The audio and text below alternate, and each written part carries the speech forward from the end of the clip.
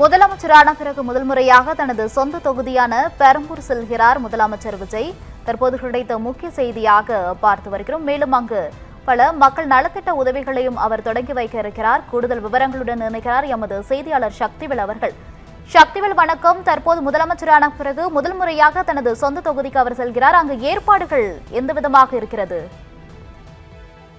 நிச்சயமாக வணக்கம் கோகிலா. பெரம்பூர் சட்டமன்ற உறுப்பினர் முதல்வர் ஜோசப் விஜய் அவர்களின் புதிய தொகுதி அலுவலக திறப்பு விழா இன்று நடைபெற உள்ள நிலையில் அதற்கான முதல் கட்ட பாதுகாப்பு மற்றும் நிர்வாக ஏற்பாடுகள் தீவிரமாக நடைபெற்று வருகின்றன.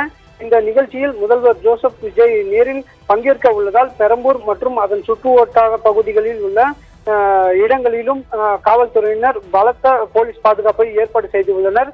சுமார் 2000க்கும் மேற்பட்ட காவல்துறையினர் பாதுகாப்பு பணியில் ஈடுபடுத்தப்பட்டுள்ளதாக காவல்துறை வட்டாரங்கள் தெரிவிக்கின்றன.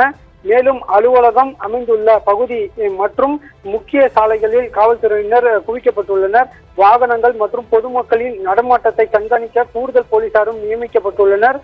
போக்குவரத்தை ஒழுங்குபடுத்தும் பணிகளிலும் ஈடுபட்டு வருகின்றனர்.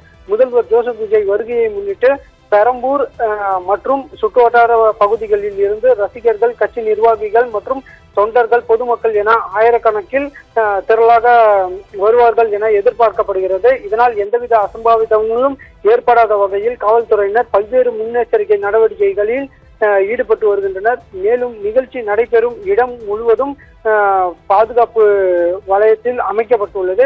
பொதுமக்கள் பாதுகாப்பாக வந்து நிகழ்ச்சியில் பங்கேற்று தேவையான பொதுமக்களின் அடிப்படை வசதிகளையும் செய்து வருகின்றனர் காவல்துறையினர். மேலும் ஜோசப் விஜய் அதாவது முதலமைச்சர் அலுவலக திறப்பு விழாவை அதன் பிறகு நலத்திட்ட உதவிகள் வழங்குவதற்கான ஏற்பாடுகளும் செய்யப்பட்டுள்ளது. கோகிலா,